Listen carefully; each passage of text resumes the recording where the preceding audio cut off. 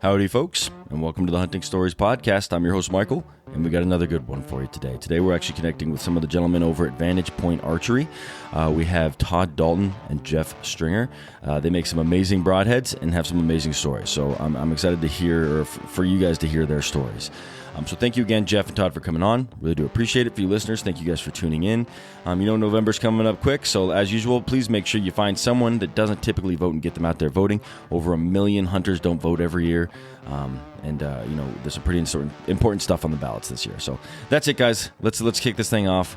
Let's jump into the Vantage Point Archery episode. Let Jeff and Todd tell you their stories. Thank you.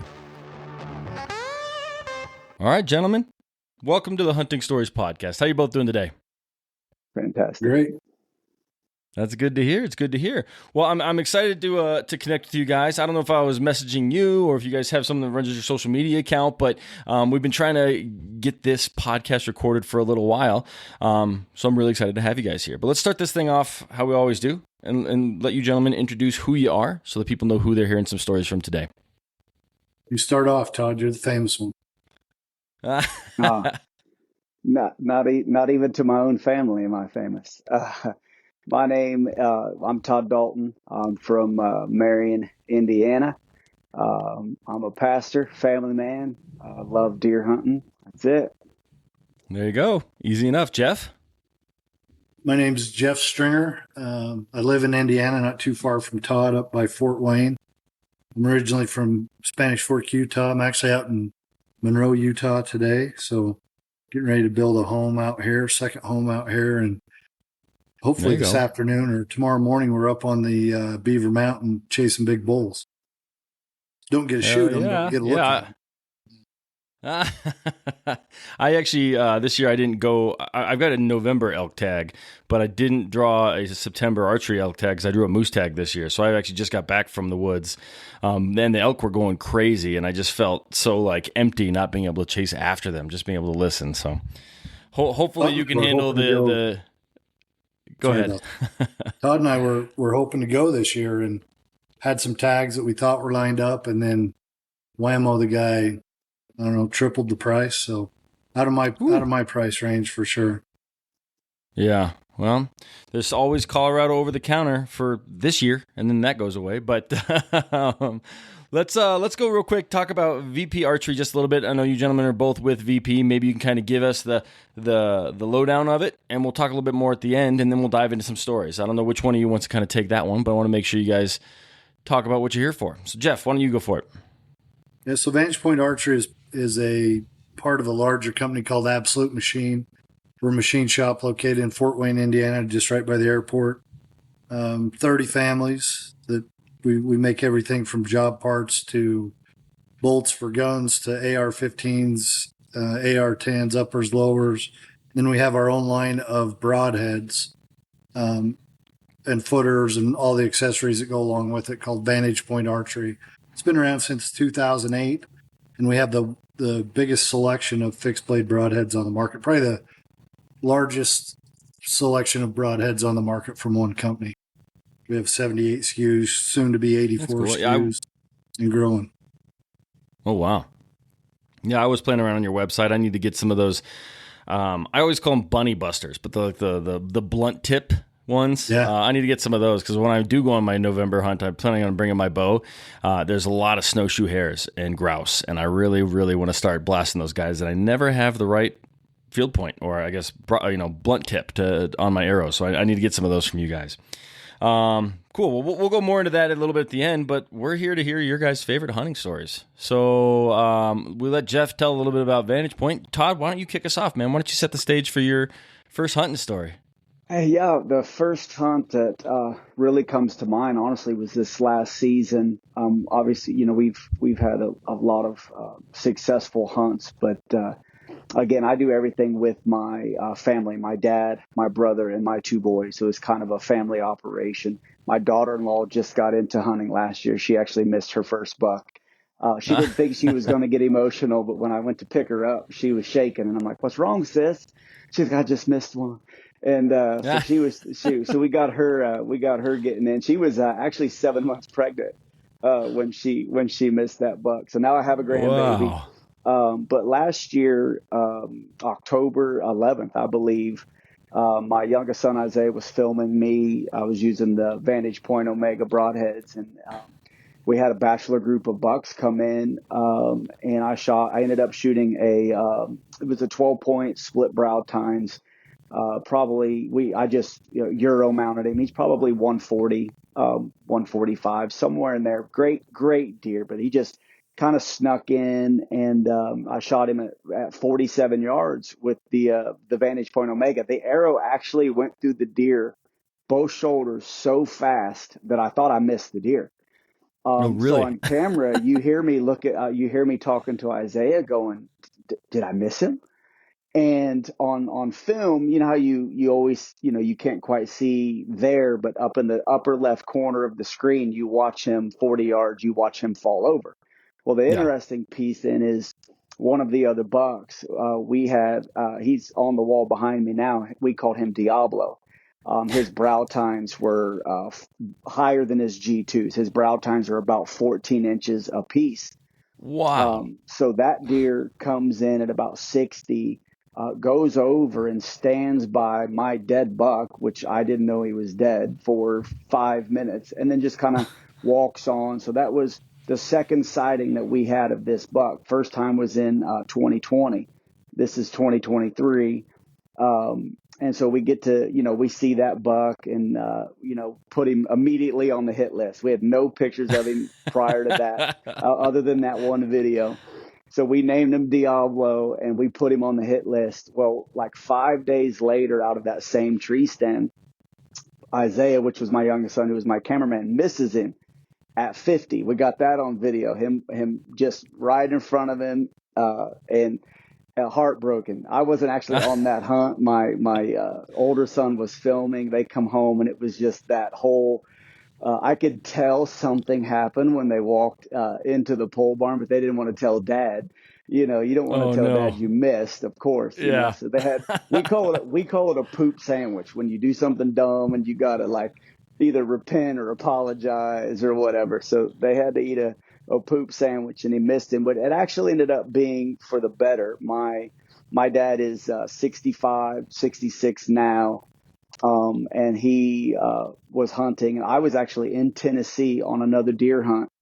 And my son texted me and he's like, hey, I really feel like, what do you think we should do strategy wise? And I was like, I think you should take a doe decoy.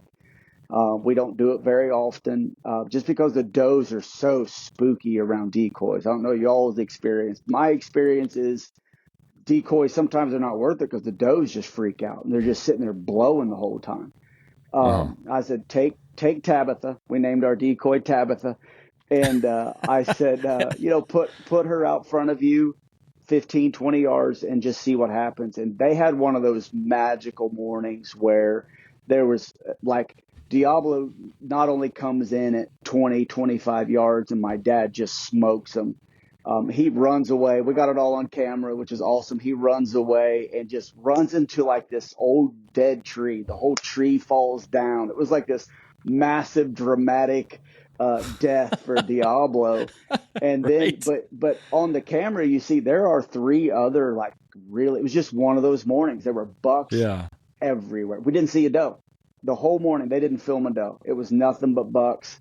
Wow. That's the first That's hunt. Crazy. That's probably the one that's the most come to my mind quickest, just because it was last season, and it was great. So just to, for me to be able to see that buck, my son be able to miss that buck, and then my dad harvest them, it was just a really fun chain of events. And then to capture it all on camera was even more fun. So which has added a whole another challenge to it. So. Yeah, never mind. I mean, you guys named it, so maybe it's not as cool. But the fact that I don't know, maybe your dad's a pastor as well, but the father of a pastor. Okay, so then another pastor shooting the devils, exactly. Diablo. I was like, well, that's fitting. That's real fitting. So that's a great story. I've never really used decoys for anything, but I don't know if you. I think it's called Ultimate Predator. They go on the front of your bow. right? Have you seen those guys? Yes, I have. Yes. So I've been antelope hunting. I actually knocked one last week. I haven't told that story on this podcast yet, but I'll tell one of the stocks where I was using this decoy, right?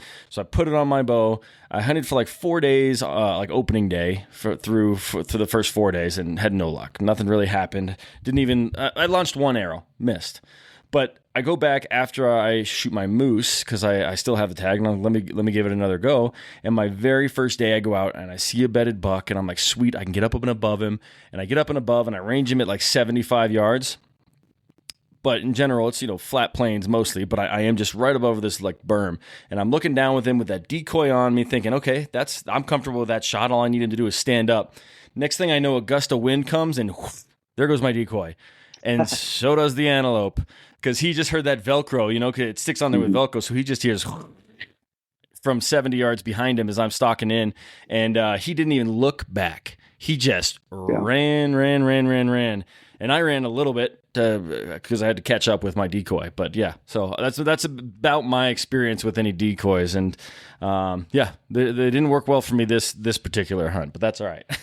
I'm glad it worked for you and your story. Yeah, Tabitha must be prettier than your decoy. She's a beauty. She drew him right on in. So yeah, it must. I think it has more to do with I'm about 6'4", 240 pounds. Hard to hide. I don't hide behind that decoy all that well, so I think that's probably more the issue than the decoy itself, because it's a beautiful decoy. Also, they're rut's a month later, so maybe not ready enough to worry about it. So, well, that's a great story, Todd. I love that. Jeff, what do you got for us, man?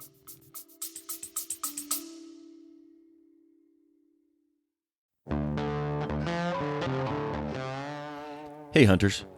Have you ever had one of those stories, the ones that you didn't want to tell, the ones that end in failure? Yeah, I've been there. Actually, you know what? The culprit for me usually is bad optics, or worse, lack of using my optics at all. Picture this. I spot a trophy buck, or an antelope, or an elk, whatever it may be. My heart is racing, but the blurry view, or I just can't quite identify exactly what I'm looking at, it has me second guessing. Well, that's where Vortex Optics comes in. With crystal clear glass and rugged durability, Vortex gives you the confidence to take the shot. Don't let poor optics ruin your story. Make every moment count. Upgrade to Vortex and turn your hunting tales into triumphs. Visit vortexoptics.com today.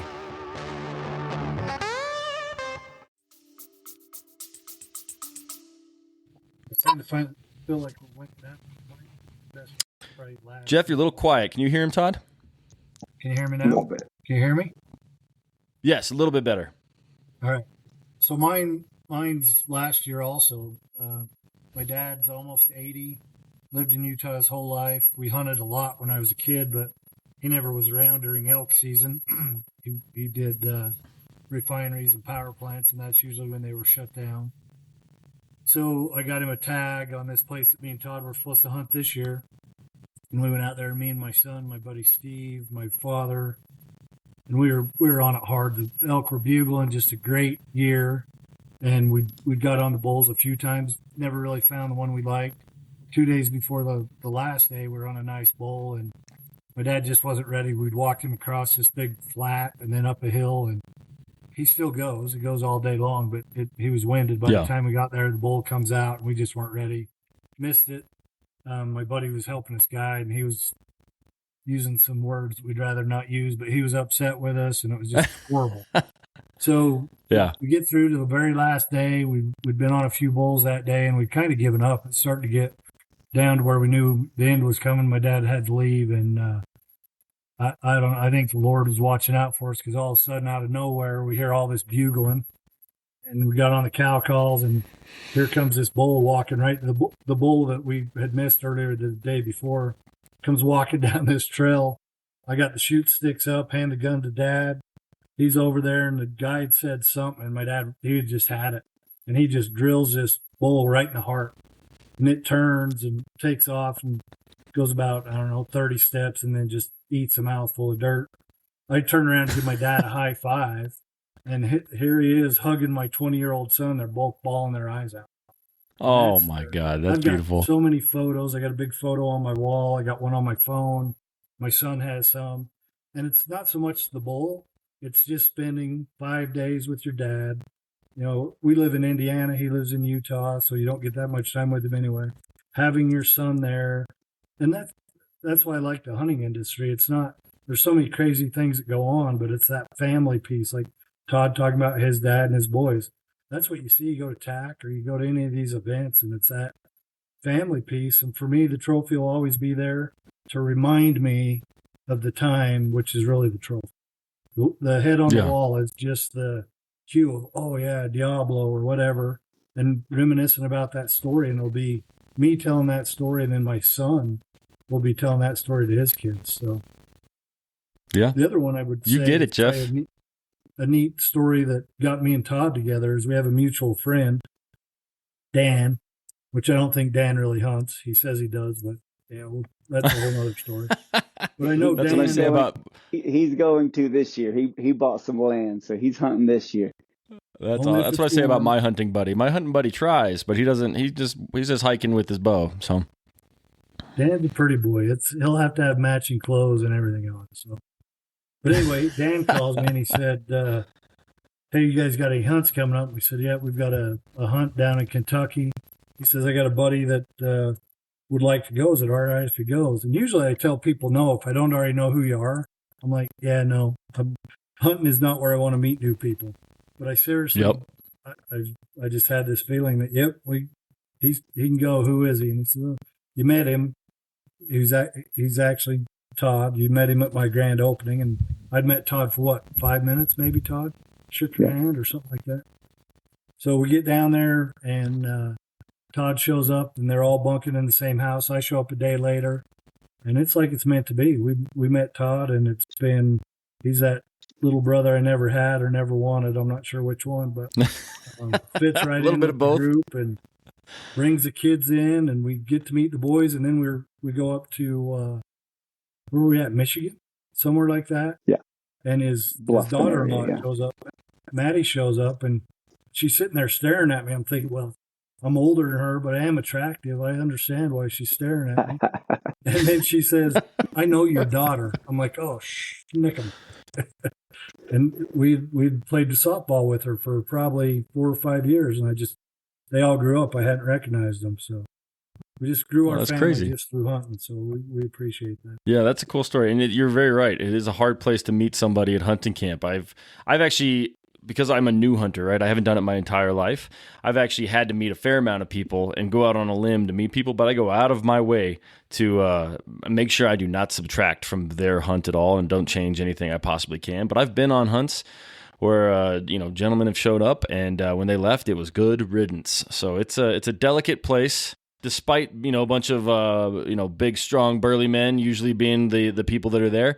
It's a delicate place, and it can go sour pretty quick if you bring the wrong attitude or the wrong person. So I understand what you're saying there, Jeff, and I could see Todd going either way, showing up to camp. So I'm not much of a drama queen. Just put me in a tree. I'm happy there. Yeah, that's great. Well, that's a cool story about how you guys met. What other hunted stories do you guys have? I don't know if anything stands out. Anything that you want to, any stories that you guys particularly love, or I can, since we're on the generational thing, maybe we'll just, spend time. My dad, not this past year, the year before, we pretty much guide my dad. He put his time in, he wasn't, I grew up not being a deer hunter. We grew up, it was squirrels, rabbits. Okay. And I had a guy at church my probably senior year of high school that introduced me to deer hunting. He's since has gone on to be with the Lord, but I have fell in love with deer hunting. Just the process. Anybody, I always say 80% of bucks are killed by skill, and then you got 20 that are killed by luck. But to be able to figure that deer out and just the pattern and all that. So we kind of guide my dad. Which is a lot of fun. It's my boys, my brother. We're all very mindful of, Papa's going to sit in the best spot. I'm always the backdoor guy. Typically, I will get everybody in their spot, and I'll be like, hey, I'm going to go sit over here, try a new spot, try a new set. And but not last season, the 2022 season.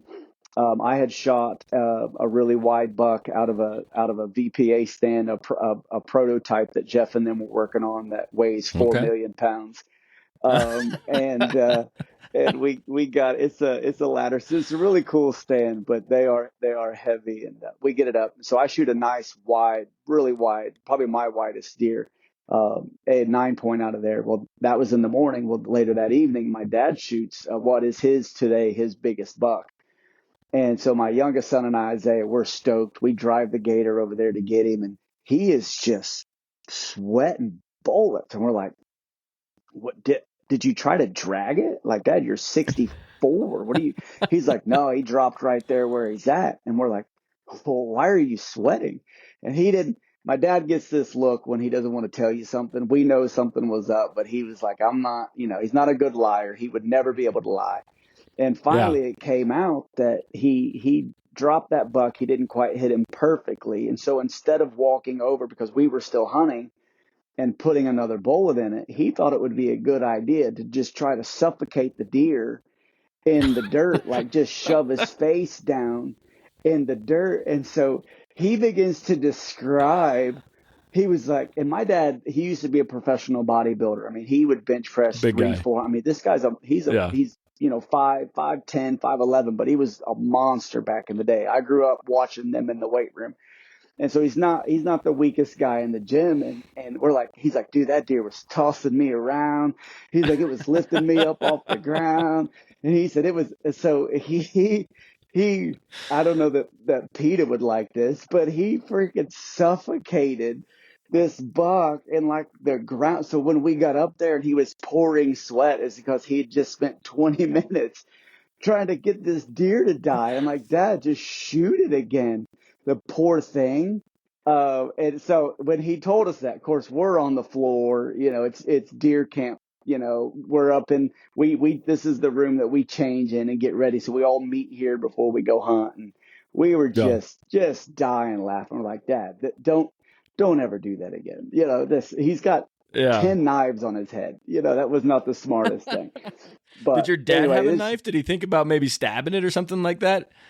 Yeah, I don't know what he was thinking. I think he just walked up and because it couldn't run. I mean, he completely demobilized the deer. It was just, what's the quickest way to get this guy out of his misery? And I don't know that I don't think he made the right choice. A sleeper hold. yeah. UFC, rear naked choke on the buck. Man. But it's a great deer, an awesome deer. But yeah, so not the best decision-making skills in the moment right there. But yeah. Do you name your deers? Did that deer have a name before it was shot? And if not, did you then name it like Hulk Hogan afterwards? Yeah, no, we should have. We've actually only killed it's really rare for us, but like 2 of the deer behind me, we've had previous pictures of.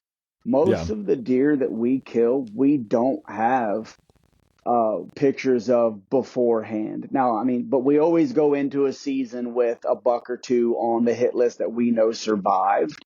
Like we have Mr. Krabs this year and we have Wide Boy, and we'll see.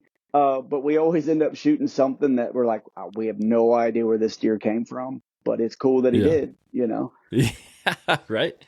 Oh man, that's a great story. I can't believe he just tried to smother it out. Like I don't know if I'd ever do that. Again, for a guy to go, you know what, I'm strong enough to just walk up here and manhandle this deer. I mean, they're incredible animals. They're strong. So I believe it. I was actually just talking with my friend. He's from California, originally from the UK, lives in California and hunts almost exclusively in South Africa. And they go and stab them. He's got a big, like almost a Bowie knife that he straps to his chest because in Africa, ammo is so expensive. He's like, you can't afford to send another round. Wow. And he also does archery. So if he loses an arrow out there, he can't get any more. So he just goes and grabs a hold of, the springbok or whatever it is and with a knife, maybe a slightly more effective than the full wrestling technique, but whatever works for your dad. Did you ever ask him if that was the first time he ever did that, or was that one time only? No, he's one and done on the headlocks. So I believe it. Oh man, Jeff, you got any more for us? I'm sure there's a bunch, but not really come to mind. I think the funniest ones are when you don't actually kill anything. Just those type of memories. Yep. Traveling all over and maybe not bringing anything back. I've hunted my whole life. So ones with kids, I took my daughter out at 12 to Saskatchewan bear hunting, and my dad was with us. So there's another one with family, and yeah, they're all. I don't think I think they're all memorable in a way, right? I could probably tell you stories all day long, but they're more memorable for me than for you.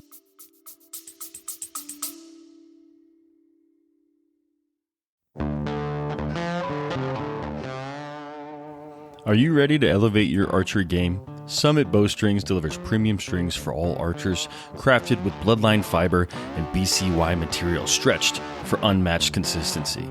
Choose from 3 series: Hunter, Competition, and Summit.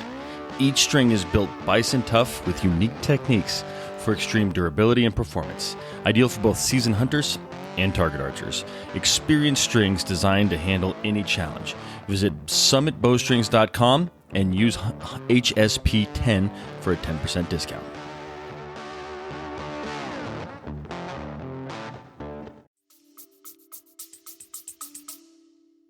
Yeah, I believe that. It's a really good point. I've got a bunch of stories about hunting with my father-in-law. He got me hunting. Started me hunting, and he's passed since. And like I've got all sorts of stories about him. In fact, I did one episode of just like his greatest hits. But I've told other stories that are like just mean a lot to me, and other people, they may or may not get it, but it doesn't matter. I love retelling the stories, and I'm going to keep retelling those stories. So that's one of the great things. It's like hunting stories. When you look at cave paintings, right? The first like writings ever were people telling hunting stories.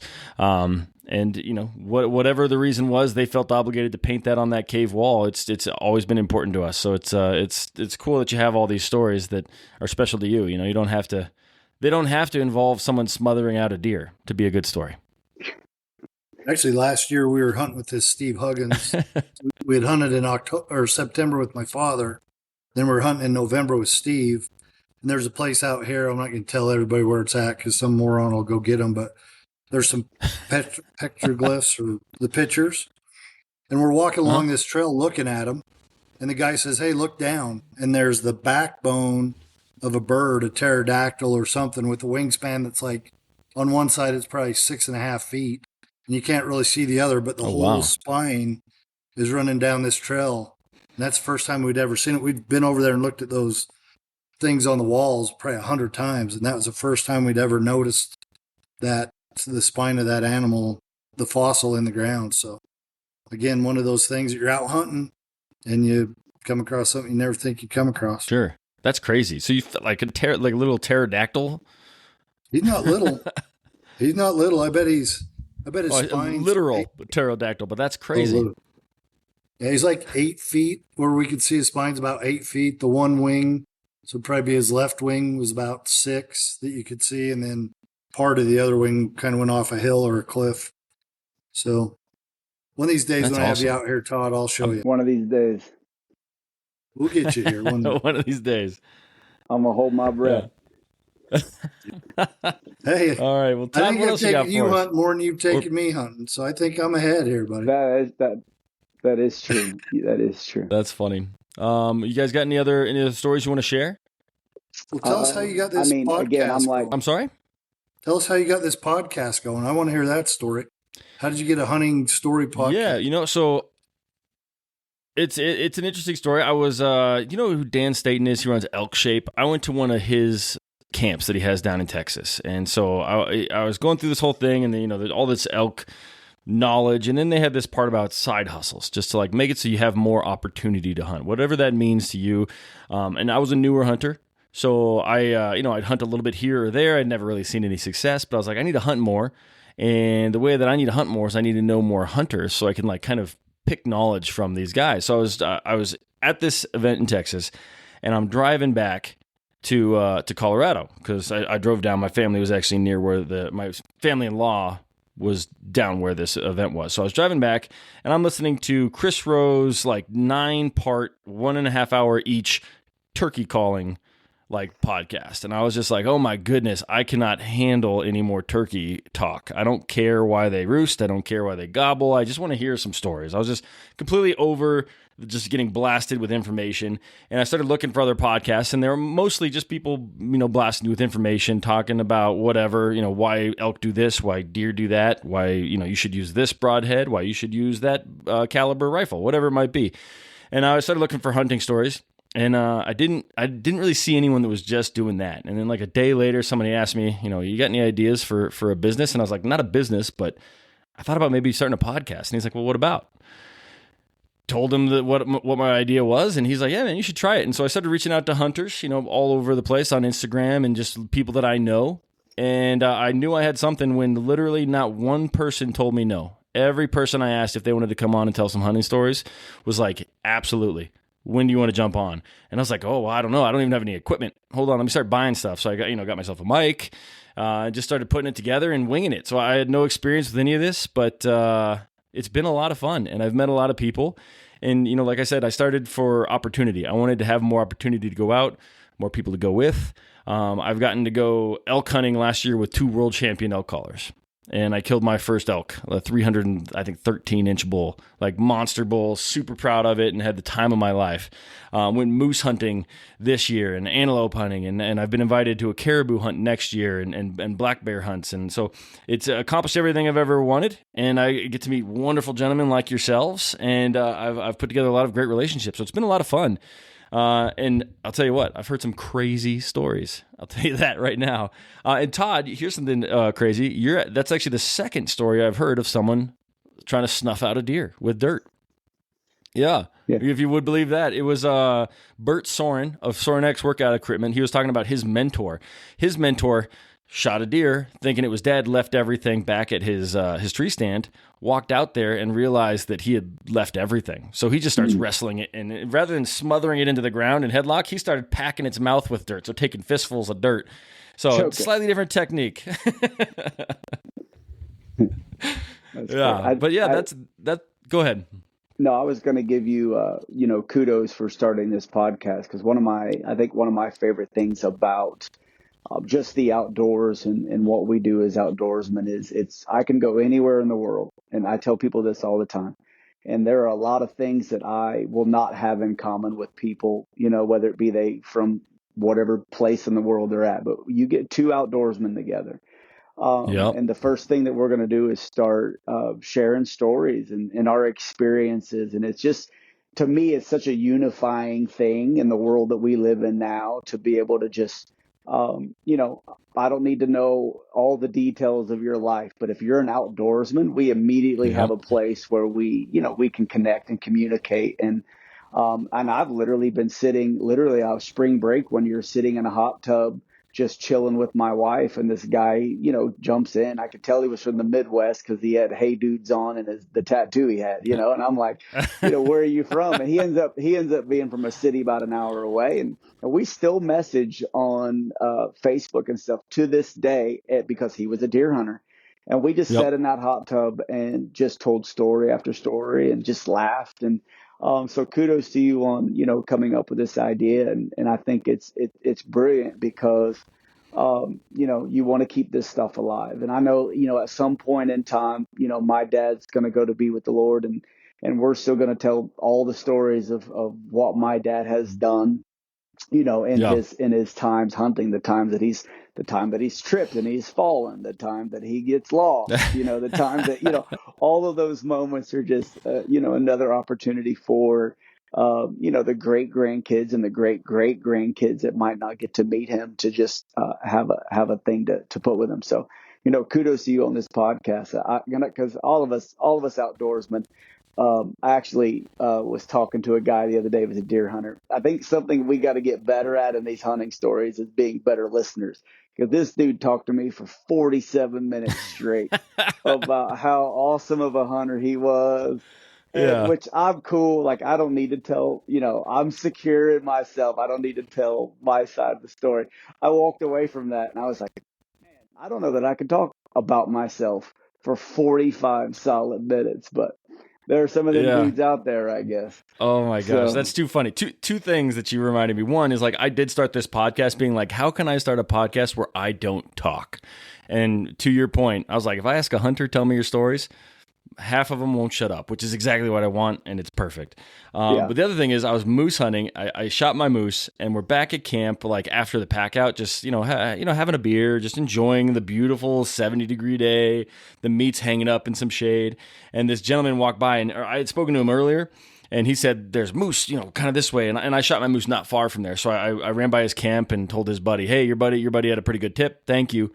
He found our camp, came, and then was telling us stories. And they were like three sentence long stories. And he wouldn't stop. To the point that like, I was like, all right, well, I got to go to the bathroom. And I left. And then I came back and I was like, oh, and then my other buddy's like, well, I'm going to go nap. And I was like, all right, man, well, hey, good luck, with your elk hunt. Wishing you the best.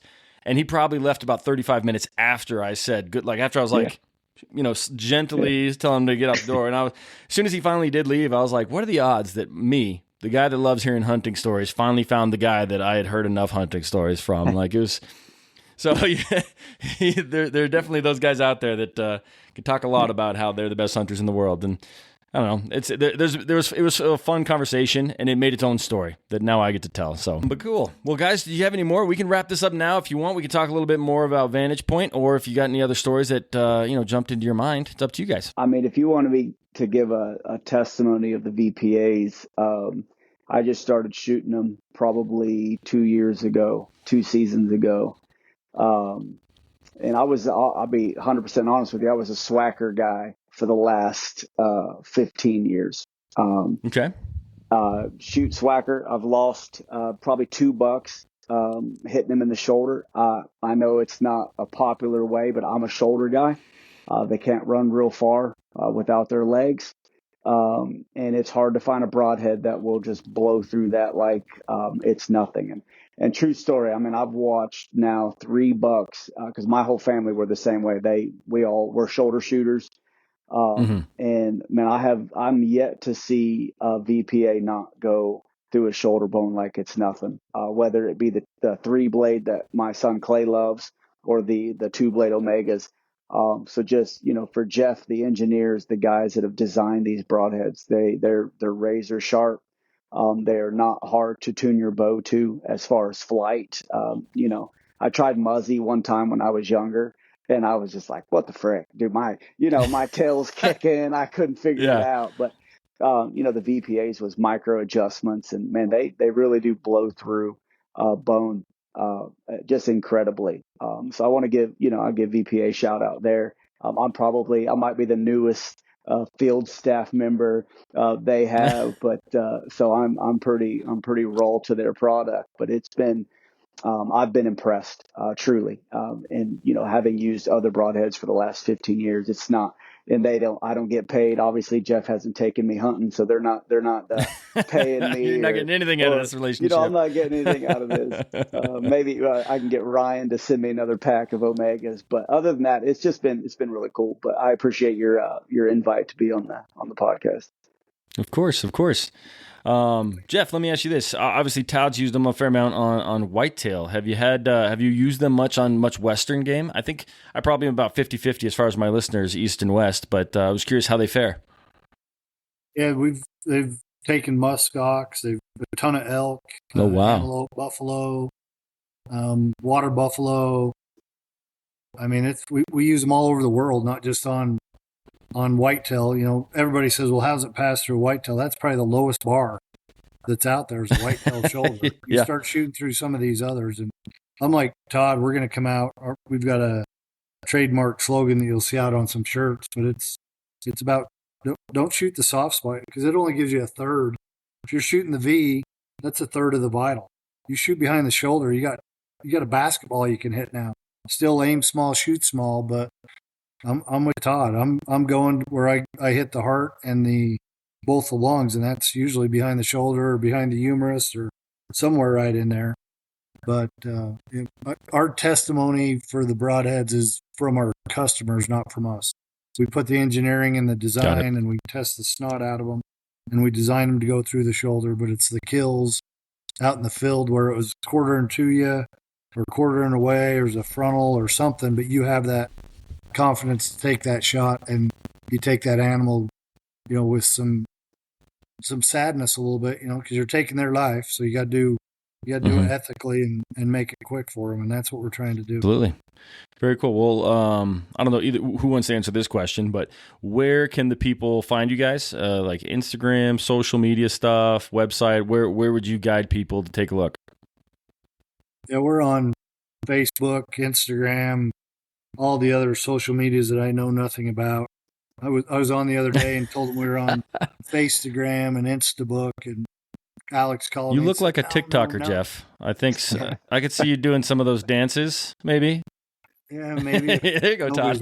But then you can check us out on our website at vparchery.com. And with us, we want you to remember that we're a U.S.-made company. We source everything from the States. We employ 30 families, and we've been blessed in our lives. God's given us much, and we're trying to give back. We're trying to make sure that these families have good careers, that we're bringing kids in that, we don't want to send them to get a basket weaving or transgender affirming knowledge or whatever that is they teach them in college now. No Greek mythology. Yeah. Come over and be a tradesman. What made this country great? That's what we're trying to do, and make a good product that I can look you in the eye and say it is worth selling it to you. And Todd, just by the way, I love think it. you got 2 super nice patio stands from me that, they weigh 4,000 pounds, but you can get the whole family up there and hunt off one of those. Hey, they are beautiful. I'll give them that. The reason they're called patio stands is because they weigh so much you can't take them off his patio, I think, right? That's it. I had to throw a rope over the tree, hook it to my quad, lift it up. I mean, look, I'm not the weakest dude in the gym. Them bad boys are heavy. Yeah. He comes from a long line of deer wrestlers, so I believe it. That's it. The tree guy in the stand will be there. That's right. Perfect. Well, guys, thank you so much. I really do appreciate you taking the time today to jump on and tell some of your stories. I will put links to everything Vantage Point Archery in the show notes. So for the listeners, if you guys want to check them out, please check them out there. You guys want to leave with any other passing information? Otherwise, we'll walk off into the sunset and set this one off. Be blessed. Stay safe, guys. Lord. All right. Thank you, Todd. Thank you, Jeff. Have a wonderful day.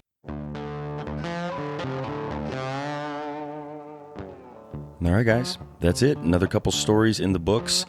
Sorry for my voice. I have a little bit of a cold here. But Todd, Jeff, thank you very much for your stories. I really do appreciate them.